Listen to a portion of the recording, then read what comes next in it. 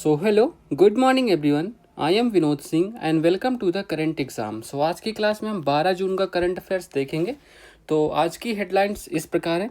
Bharat GDP को आधार वर्ष, जो देखो पहले 2011-12 था आधार वर्ष, उसको संशोधित करके 2022-23 कर दिया गया है।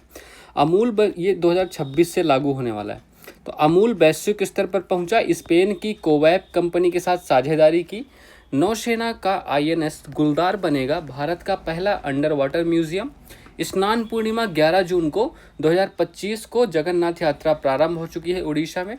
आईएलओ ने गरीबों को सामाजिक सुरक्षा कवर देने में भारत को दूसरा स्थान प्रदान किया है। ठीक है, तो इन सब के बारे में डिस्कस करेंगे। तो क्वेश्चन नंबर 1, हाल ही में सकल घरेलू उत्पाद के लिए नया आधार वर्ष क्या होने वाला है। देखो, तो सकल घरेलू उत्पाद मतलब जीडीपी। अच्छा, जीडीपी होता क्या है, इसका फुल फॉर्म बताओ। तो इसका फुल फॉर्म होता है ग्रॉस डोमेस्टिक प्रोडक्ट, मतलब सकल घरेलू उत्पाद। इसका जैसे नाम है ना वैसे ही है, मतलब मैं भी समझाता हूँ इसको कहते हैं किसे हैं। ठीक है, तो ग्रॉस डोमेस्टिक प्रोडक्ट मतलब देखो, अगर ये आपका कोई देश है, ठीक है, तो ये कोई देश है, ठीक है, तो ये आपकी होगी घरेलू सीमा। मैं इसकी डिफिनीशन लिख देता हूँ यहीं पर। ठीक है, तो देखो एक वर्ष के अंदर, ठीक है, तो एक वर्ष में, ये आपको टर्म ध्यान रखनी, डिफिनीशन इसी से बन जाएगी। एक वर्ष के अंदर किसी देश की घरेलू सीमा में, मतलब घरेलू सीमा के अंदर, ठीक है, तो घरेलू सीमा के अंदर, ठीक है, तो एक वर्ष में घरेलू सीमा के अंदर उत्पादित अंतिम वस्तु, लिख लो, उत्पादित अंतिम वस्तु एंड सेवा मूल्य। ठीक है, तो अंतिम वस्तु ध्यान रखना है। ठीक है, तो अंतिम वस्तु एंड सेवा मूल्य, ठीक है, तो ये होता है आपका जीडीपी। इसी को जीडीपी कहते हैं। मतलब देखो क्या, अगर कोई भी वस्तु इस एरिया के अंदर बनती है, बिगड़ती है, उसका जो भी अंतिम वस्तु या अंतिम सेवा होगी वही हमारी जीडीपी कहलाएगी। ठीक है, तो ये आपको ध्यान रखना है। चलिए, तो देखो अभी क्या हो गया है।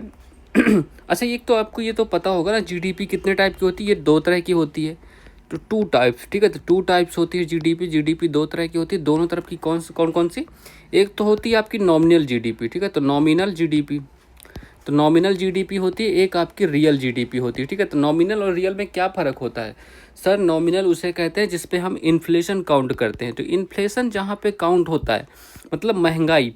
इन्फ्लेशन क्या होता है, महंगाई या, ठीक है, तो महंगाई आपको ध्यान रखना, महंगाई जहाँ पर काउंट होती है उसको हम नॉमिनल जीडीपी कहते हैं। रियल जीडीपी कैसे कहते हैं, जहाँ पर इन्फ्लेशन काउंट नहीं होता। ठीक है, इन्फ्लेशन काउंट नहीं होता। अच्छा, मैंने ये जीडीपी के बारे में आपको एसएससी वाला जो जीके जीएस की हमने सीरीज़ की थी ना, रिवीजन वाली, उसमें बहुत अच्छे से करवाया। अगर किसी को देखना हो तो मैं लिंक ऐड कर दूंगा, आप देख सकते हो। चलो, तो रियल जीडीपी क्या होती है, उसमें इन्फ्लेशन ऐड नहीं करते। इसको हम कैसे निकालते हैं, तो आधार वर्ष से कैलकुलेट करते हैं। ठीक है, आधार वर्ष से कैलकुलेट करते हैं। अच्छा, अभी तक हमारा जो आधार वर्ष था क्या था, 2011-12। तो 2011-12 के आधार वर्ष से हम सब देखते थे, लेकिन अभी इसको चेंज कर दिया गया है। ठीक है, इसको चेंज किया गया है। अच्छा, चेंज करने के लिए कौन सी कमेटी बनी थी, कमेटी का नाम बहुत इंपॉर्टेंट है, आप लोग लिख लो, मैंने पढ़ाया था ये वाली कमेटी। तो विश्वनाथ बोल्डर समिति है ना, तो विश्वनाथ बोल्डर समिति के सिफारिश पर, तो बोल्डर समिति, ठीक है, तो ये इस कमेटी का नाम मैं पहले पढ़ा चुका हूँ। अगर आप डेली क्लास करते रहोगे तो आपको इस आंसर का मतलब ये आंसर पता रहा होगा, बट नहीं करते हो तो फिर क्या ही कर सकते हैं। तो इसने चेंज करके जीडीपी का जो आधार वर्ष है वो चेंज करके 2022-23 कर दिया गया है। और ये कब से, मतलब ये आपका नया बेस ईयर होने वाला है, न्यू बेस ईयर होने वाला। अच्छा, ये कब से लागू होने वाला है, तो ये हम 2026 से लागू करेंगे। ठीक है, 2026 से लागू होने वाला है। तो इतनी सारी बातें आपको याद रखनी है। ठीक है, तो ऑप्शन नंबर कौन सा, option number D correct answer है, वर्ष 2022-23। ठीक है, चलिए, आई होप आपको जीडीपी का कॉन्सेप्ट समझ आ गया होगा। तो देखो, India to revise GDP base year from 2011-12 to 22-23। ठीक है, तो ये आपको ध्यान रखना है। हाल ही में समुद्र पर भारत के पहले कांच के पुल बोस्टन आर्क ब्रिज का उद्घाटन कहाँ हुआ। देखो, बोस्टन आर्क ब्रिज का उद्घाटन कहाँ, पीएम मोदी ने तमिलनाडु में किया था। हाल ही में प्रो कबड्डी लीग 2024 का खिताब किसने जीता था, इसका खिताब जीतने वाला कौन था, हरियाणा। हाल ही में इसरो ने पहले स्पेस डॉकिंग मिशन को, अच्छा ये स्पेस डॉकिंग मिशन पहला स्पेडेक्स मिशन था, है ना, तो स्पेडेक्स मिशन था, ये स्पेस डॉकिंग मिशन था। डॉकिंग और नॉकिंग होनी थी। इसको किससे लॉन्च किया गया था, PSLV C60 में। ठीक है, तो ये अंतरिक्ष में आपस में दो ग्रह होते हैं, अंतरिक्ष में आपस में जुड़ेंगे और एनर्जी ट्रांसफ़र होगा, देन फिर अलग हो जाएंगे। तो डॉकिंग अनडॉकिंग की प्रक्रिया यही होने वाली है। चलो, क्वेश्चन नंबर 2, हाल ही में अमूल ने यूरोपीय संघ में पहली बार कहाँ अपना ब्रांड लॉन्च किया? भैया अमूल के बारे में बताओ। अमूल कंपनी, अच्छा इसकी स्थापना किसने की थी? अच्छा ये है कहाँ? तो अमूल का हेडक्वार्टर कहाँ है? ये आणंद। आणंद मतलब आणंद कहाँ है? आणंद गुजरात, ठीक है। तो आणंद गुजरात में ये है इसका हेडक्वार्टर, ठीक है। तो अमूल को हेडक्वार्टर आपको पता हो गया। ये किसने इसको स्थापना की थी? संस्थापक कौन है? संस्थापक का नाम लिख लो, त्रिभुवन दास पटेल। तो त्रिभुवन दास पटेल। अच्छा कुछ हजार वर्ष पहले मैंने एक क्वेश्चन आपको पढ़ाया था, कुछ हजार वर्ष पहले। तो भारत की, अपने देश की, भारत की फर्स्ट सहकारी, पहली सहकारी विश्वविद्यालय, पहला सहकारी यूनिवर्सिटी कौन सी बनी थी? बताओ भाई, अब बता दो। ये मैंने 1000 साल पहले आपको पढ़ाया था, याद होगा। तो ये भी इसका भी आंसर त्रिभुवन दास पटेल, ठीक है। त्रिभुवन दास पटेल यूनिवर्सिटी इसका भी नाम है, ठीक है। त्रिभुवन दास पटेल यूनिवर्सिटी, इनके नाम पर ही इस यूनिवर्सिटी का नाम पड़ा था। और ये भी कहाँ बनी है? ये भी आपकी आणंद गुजरात में, ठीक है। तो आणंद गुजरात में ये भी बनाई गई है, ठीक है। तो ये ध्यान रखिएगा, ये पहले पढ़ा चुका हूँ आपको। चलो तो देखो अमूल कहाँ कहाँ लॉन्च चुका। एक तो अमूल यूएसए में, ठीक है। तो एक तो अमूल यूएसए में पहले अमूल का दूध लॉन्च हो चुका है। अमूल जो है यूएसए में पहले ही लॉन्च हो चुका है, लेकिन यूरोप में पहली बार, ठीक है। तो यूरोप में फर्स्ट टाइम लॉन्च हो रहा है, ठीक है। तो फर्स्ट टाइम लॉन्च हो रहा है, तो यूरोप में भी कहाँ? तो सर यूरोप में भी ये फर्स्ट टाइम ब्रांड इसको लॉन्च किया था। जो अमूल ब्रांड है, इसको फर्स्ट टाइम ब्रांड की लॉन्चिंग हो रही है कहाँ? यूरोप में, ठीक है। तो यूरोप में भी कहाँ होने वाला? ये स्पेन में भी कहाँ?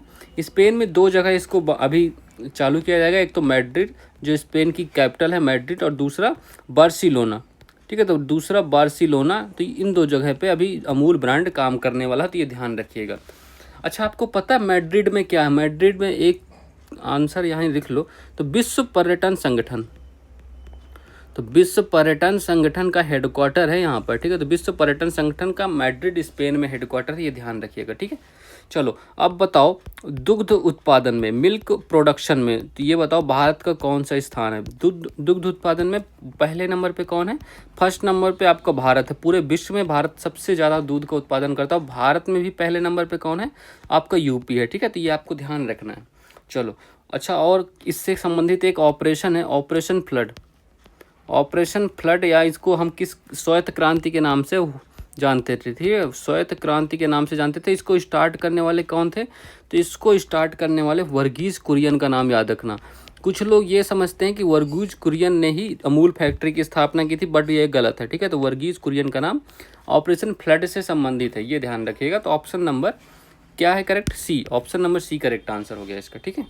चलो, Amul goes global partners with Spain. अच्छा हाँ, ये मैंने मेंशन करना भूल गया। तो ये कोबैक कंपनी के साथ पार्टनरशिप करेगा, कोबैप, ठीक है। तो स्पेन की ये कंपनी है, कोबैप के साथ पार्टनरशिप करके ये बनाने वाले हैं, ठीक है। चलो,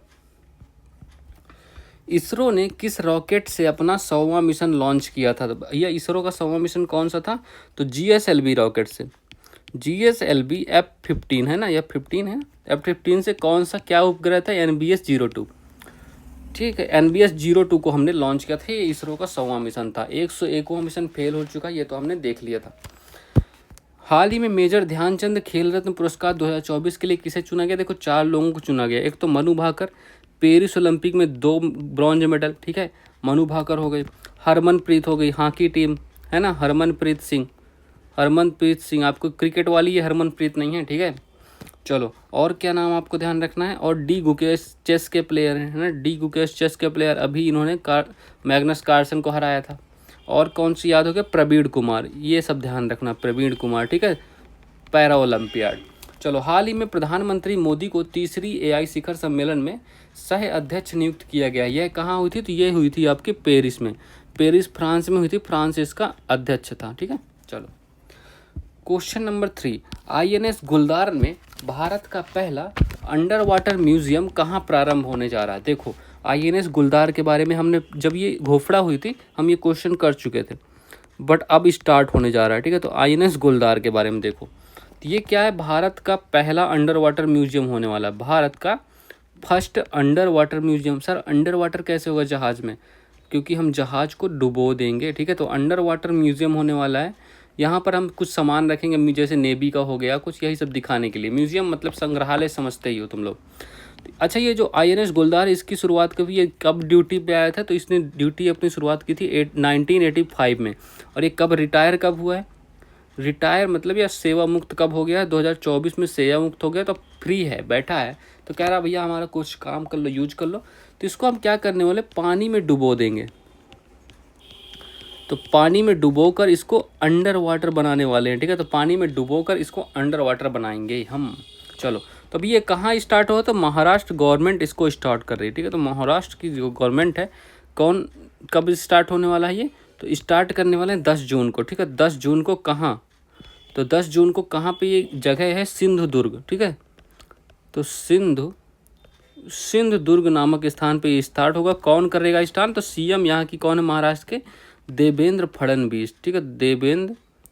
देवेंद्र फडणवीस, ठीक है। तो ये इसको स्टार्ट करने वाले हैं, ओके। चलिए, अच्छा एक क्वेश्चन और मुझे याद आ रहा है। तो भारत की नवीन तेंदुआ राजधानी कौन सी है? भारत की नवीन तेंदुआ राजधानी, पहले तो आपकी मुंबई थी, ये तो पता है। और राज्य कौन सा है? तेंदुआ राज्य। तेंदुआ राज्य तो मध्य प्रदेश हो गया, बट तेंदुआ राजधानी कौन सी है ये बताओ। पहले आपका मुंबई था, अभी क्या हो गया? मुंबई हो गया, अभी ये बेंगलोर हो चुका है, ठीक है। तो ये ध्यान रखिएगा। ऑप्शन नंबर क्या है? महाराष्ट्र करेक्ट आंसर है, ठीक है। तो इस क्वेश्चन का आंसर आपका महाराष्ट्र है। चलो, तो Indian navy ex INS Guldar to become India's first under water museum and artificial reef, ठीक है। तो ये ध्यान रखिएगा, ये आपका INS गुलदार है। 18वीं प्रवासी भारतीय दिवस कार्यक्रम 2025 का मुख्य अतिथि किसे चुना गया था? तो भैया देखो, ये उड़ीसा में हुआ था, 9 जनवरी को होता है सेलिब्रेट। इसमें मुख्य अतिथि कौन थे? त्रिनिदाद एंड टोबैगो के प्रेसिडेंट थे, ठीक है। टोबैगो के प्रेसिडेंट थे, ठीक है, ये ध्यान रखिएगा। हाल ही में चर्चा में रहे भारत पोल पोर्टल का संबंध किससे है? देखो, ये इंटरपोल की तर्ज पर बना हुआ, CBI ने इसको लॉन्च किया है। वर्ष 2025 के गणतंत्र दिवस के मुख्य अतिथि कौन थे? देखो, प्रबोवो सुबियांतो, ठीक है। तो ये इंडोनेशिया के प्रेसिडेंट थे, तो इनका नाम आपको ध्यान रखना है। अच्छा, जो पहला गणतंत्र दिवस था उसके कौन थे मुख्य अतिथि? उसके भी मुख्य अतिथि इंडोनेशिया के प्रेसिडेंट थे, जिनका नाम था सुकर्णो, है ना। चलो, क्वेश्चन नंबर 4, हाल ही में चर्चा में रहा बहुराष्ट्रीय सैन्य अभ्यास खान क्वेस्ट कहाँ प्रारंभ होने जा रहा है? बताओ भाई। तो खान क्वेस्ट एक मिलिट्री एक्सरसाइज है, ठीक है। तो खान क्वेस्ट कहाँ? देखो, पहली बात तो आपको ये ध्यान रखना है, मल्टीनेशनल है, मतलब बहुराष्ट्रीय, मतलब कई सारे देश एक साथ इसमें अभ्यास करते हैं। तो बहुराष्ट्रीय अभ्यास होने वाला, सेना का अभ्यास होगा, ठीक है। तो बहुराष्ट्रीय अभ्यास होने वाला है और इंडियन आर्मी भी इसमें भाग लेने वाली है। तो इंडियन आर्मी, ठीक है। तो इंडियन आर्मी इसमें पार्टिसिपेट करने वाली है, ये ध्यान रखना, पार्टिसिपेट हो गई भारत का। तो ये कहाँ होगा? इसका होस्ट कहाँ है? खानकोश जो एक्सरसाइज होने वाली है, होस्ट कहाँ है? होस्ट है आपका उलान बटोर। अच्छा, कुछ दिन पहले हमने पढ़ा था उलान बटोर कहाँ की कैपिटल है? उलान बटोर कैपिटल है आपकी मंगोलिया की। और हाँ, भारत मंगोलिया के साथ कौन सा अभ्यास करता है? भारत मंगोलिया के साथ अभ्यास करता है कौन सा? नोमैडिक एलिफेंट, है ना। तो नोमैडिक एलिफेंट जो अभ्यास है वो हम मंगोलिया के साथ करते हैं, ठीक है। भारत और मंगोलिया के बीच होता है नोमैडिक एलिफेंट। अच्छा, मंगोलिया में ही आपको गोबी का मरुस्थल, जो मंगोलिया और चीन दोनों में है, तो गोबी मरुस्थल कहाँ है? ये भी आपको मंगोलिया में, ये ध्यान रखिएगा, ठीक है। तो ये इतनी बातें आपको पता होना चाहिए। अच्छा, खान क्वेस्ट एक्सरसाइज कब से स्टार्ट हो रहा है? तो ये 14 जून से इसकी शुरुआत होगी, 14 जून 2025 से ये स्टार्ट होने वाला है, ठीक है। चलो, और कुछ? बस हो गया, आ जाओ। तो ऑप्शन नंबर कौन सा करेक्ट आंसर है? तो ऑप्शन नंबर A मंगोलिया इस राइट आंसर हो गया इसका, ठीक है। चलो, हाल ही में कैलिफोर्निया के जंगलों में लगी आग बुझाने के लिए चर्चा में रही गुलाबी अग्निरोधी का मुख्य तत्व कौन था? देखो, ये था आपका कौन? Ammonium phosphate. तो अमोनियम फॉस्फेट का नाम आपको ध्यान रखना, ठीक है। अमोनियम फॉस्फेट ये था जो गुलाबी रंग का था, और इसी से हमने आग बुझाई थी। हाल ही में प्रधानमंत्री, अच्छा अभी लॉस एंजल्स में बढ़िया काफ़ी विद्रोह वगैरह चल रहा है, गृह युद्ध छिड़ा पड़ा है। हाल ही में प्रधानमंत्री नरेंद्र मोदी ने जेड मोड़ सुरंग का उद्घाटन कहाँ किया था? ये जम्मू एंड कश्मीर में, ठीक है। आज हाल ही में चर्चा में रहे राष्ट्रीय हल्दी बोर्ड का मुख्यालय बताओ। तो ये देखो, राष्ट्रीय हल्दी बोर्ड अभी नया बनाया गया था, कहाँ? निजामाबाद। तो निजामाबाद जो कि कहाँ, तेलंगाना में है, ठीक है, तो ध्यान रखिएगा। क्वेश्चन नंबर 5, हाल ही में भगवान जगन्नाथ रथ यात्रा 2025 कहाँ प्रारंभ हुई है, बताओ। ये बहुत ही इंपॉर्टेंट क्वेश्चन है ये आपका। रथ यात्रा, जगन्नाथ रथ यात्रा बताओ ये कहाँ से स्टार्ट होती है, जगन्नाथ रथ यात्रा बताओ गाइस। चलो, अच्छा कुछ बच्चे कह रहे थे सर सोनम के बारे में पढ़ा दीजिए, सोनम रघुवंशी। यार तुम लोग क्या करोगे, बस एक नसीहत है, शादी मत करना। अगर शादी भी कर लेना धोखे से तो हनीमून पे बिल्कुल भी मत जाना, ठीक है, समझ जाओ बेटा, अब तुम यही सारे हैं। चलो, तो जगन्नाथ रथ यात्रा, जगन्नाथ रथ यात्रा, अच्छा ये शुरुआत कहाँ से हुई है, शुरुआत कब होती है पहले तो ये बताओ। इसकी शुरुआत हुई है 11 जून को, मतलब कल हुई है इसकी शुरुआत 11 जून, क्योंकि इसी दिन स्नान पूर्णिमा होती है, ठीक है, तो स्नान पूर्णिमा, तो 11 जून को स्नान पूर्णिमा होती, इसी दिन इसकी शुरुआत हुई है, ठीक है। और कब से कब तक चलने वाली, देखो 11 जून से, तो 11 जून से कब तक चलेगी, तो 11 जून से 5 जुलाई तक, ठीक है, तो 11 जून से 5 जुलाई तक ये चलने वाली, ये भी आपको ध्यान रखना है, ठीक है। अच्छा, अभी 11 जून को ही एक हमने देखा था, पूरे विश्व भर में कौन सा चांद देखा गया, स्ट्रॉबेरी फ्लेवर का चांद है, स्ट्रॉबेरी मून देखा गया, ये भी आपको ध्यान रखना है। चलो, तो जगन्नाथ रथ यात्रा के बारे में हमने देख लिया, ये कहाँ से स्टार्ट होती है, पुरी, पुरी जो कि कहाँ है, उड़ीसा में, ठीक है, तो पुरी उड़ीसा से स्टार्ट होती है, आपको मार्क कर लो आंसर। अब देखो चारों धाम के बारे में तुम लोग देख लो, चारों धाम, 4 धाम कौन कौन से होते हैं, 4 धाम बताओ। तो एक तो हो गया बद्रीनाथ, बद्रीनाथ 4 धाम, और एक हो गया पुरी उड़ीसा, जो पुरी उड़ीसा में, साउथ में कौन सा हो गया, रामेश्वरम हो गया, और वेस्ट में कौन सा हो गया, द्वारका, ठीक है। तो ये आपको चारों दिशाओं में भारत के चारों धाम आपको ध्यान रखने हैं, उनमें से एक है पुरी, ठीक है, तो पुरी से इसकी शुरुआत हो गई, ठीक है। चलो, इतनी बातें आपको ध्यान रखनी है। अच्छा, आपको रथों के बारे में भी आपको ध्यान देना चाहिए, मैं आपको रथ दिखाता हूँ। ये देखो 3 रथ होते हैं इसमें, रथ के बारे में पूछ लेता है कभी कभी, यार किस कलर से लिखूँ, चलो ऐसे। तो देखो 3 रथ होंगे, ठीक है, इसमें 3 रथ होने वाले हैं, ऐसे दिख नहीं रहा इसमें क्या, चलो कोई बात नहीं, वेट अ मिनट गाइस, इसको ले लेते हैं। चलो 3 रथ, ठीक है, ये कितना क्या है, देखो 3 रथ होते हैं जगन्नाथ यात्रा में, 3 रथ होते हैं, तीनों रथ आपकी ये दिख रहे हैं, ये तीनों रथ हैं, ठीक है, तीनों रथ की सबकी अलग अलग विशेषताएं। एक देखो, ये जो हरा वाला है, सबसे पहला रथ तो आपको ये देखना, पहले पीले वाले से आते हैं, ठीक है, ये पहला रथ हो गया, तो इसका कलर क्या होता है, पीला और लाल, तो रेड येलो कलर का होता है ये, ठीक है, तो रेड येलो कलर का होता है, ये किसका रथ होता है, भगवान जगन्नाथ जी का, तो भगवान जगन्नाथ जी का ये रथ होता है, ठीक है, तो भगवान जगन्नाथ जी का ये रथ होता है। इसको हम किस नाम से जानते हैं, इसको हम सर नंदी घोष के नाम से जानते हैं, नंदी, इस रथ का नाम क्या है, नंदी घोष रथ, ठीक है, नंदी घोष रथ के नाम से जानते हैं। इसका कलर क्या है, रेड येलो कलर होता है, और इसमें कितने पहिए होते हैं, इसमें 16 पहिए होते हैं, ये पूछा नहीं जाएगा, बस बता रहा हूँ, 16 पहिए होते हैं, तो ये रेड एंड येलो कलर पूछा जाता है, कलर कई बार पूछा गया है, ठीक है, पहला रथ हो गया।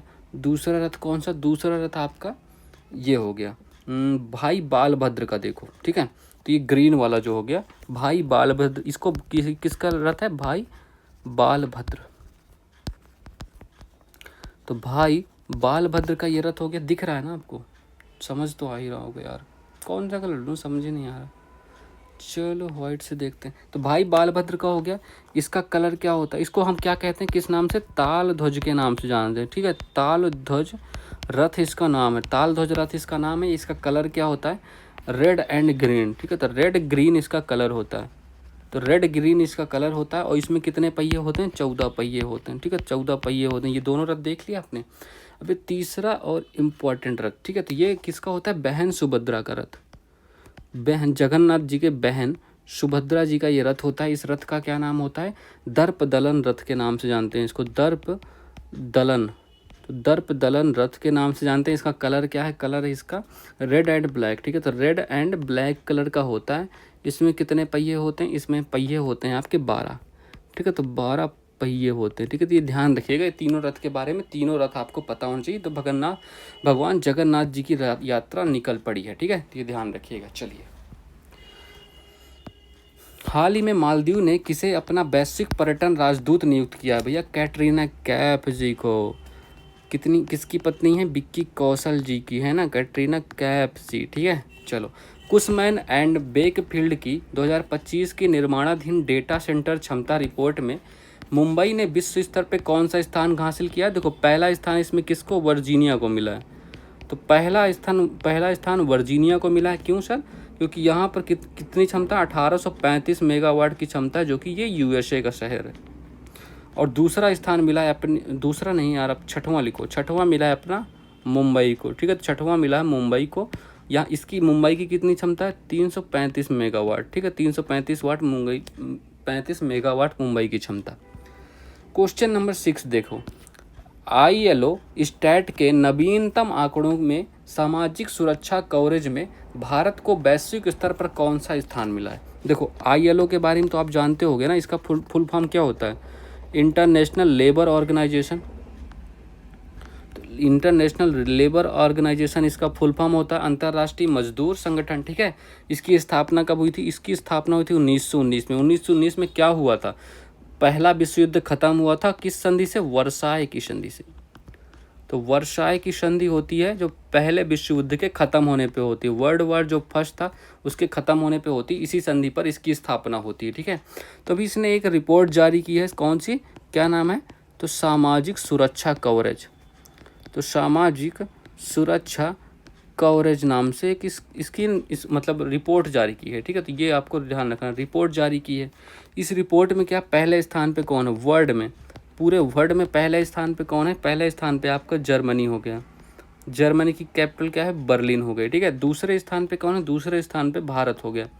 भारत हो गया दूसरे स्थान पर। कितने परसेंट है? तो यहाँ पर कवरेज आपका 64.3% हो चुका है, ठीक है। तो ये ध्यान रखिएगा। और इसमें होता क्या, ये किस बारे में होती है ये जो आपका कवरेज है? तो बुजुर्ग और श्रमिक होते हैं जो ना, तो बुजुर्ग एंड श्रमिकों की सुरक्षा के लिए, श्रमिकों के कल्याण या सुरक्षा, आप कुछ भी कह लो, ठीक है। तो श्रमिकों के कल्याण के लिए जैसे पेंशन हो गया और तमाम तरह के जो फंड होते हैं, ठीक है। तो देखो, श्रमिकों की सुरक्षा के लिए ये रिपोर्ट जारी की गई। तो कौन सा ऑप्शन सही है? तो ऑप्शन नंबर बी, दूसरा स्थान इसका करेक्ट आंसर, ठीक है। चलो देखो, तो ILO ranks India second in world for social security cover to poor as head count crosses 94 crore. मतलब ये संख्या कितनी क्रॉस कर चुके हैं? 94 करोड़। और देखो, 2022 में 48% थे, सीधे 64% हो चुके हैं 25 में। हाल ही में भारत के CEC ज्ञानेश कुमार ने किस देश में आयोजित अंतर्राष्ट्रीय लोकतंत्र एवं चुनाव सहायता संस्थान के सम्मेलन में मुख्य भाषण दिया? देखो, तो ये कहाँ इसका आयोजन हुआ है? स्टॉकहोम में। तो स्टॉकहोम कहाँ है आपका? स्वीडन, ठीक है। तो स्टॉकहोम स्वीडन में इसका आयोजन हुआ है, तो यह ध्यान रखिएगा, ठीक है। कब से कब तक? 10 से 12 जून होने वाला है। चलो, हाल ही में सांस्कृतिक योगदान के लिए रूसी दास्तोवस्की स्टार पुरस्कार किसे मिला है? तो ये जावेद अख्तर को मिला, ठीक है। तो जावेद अख्तर जी को ये अवार्ड मिला है। So that's all for this class. Please like कीजिएगा, शेयर कीजिएगा और सब्सक्राइब करना मत भूलिएगा, ठीक है। चलिए, so all the best, have a good day and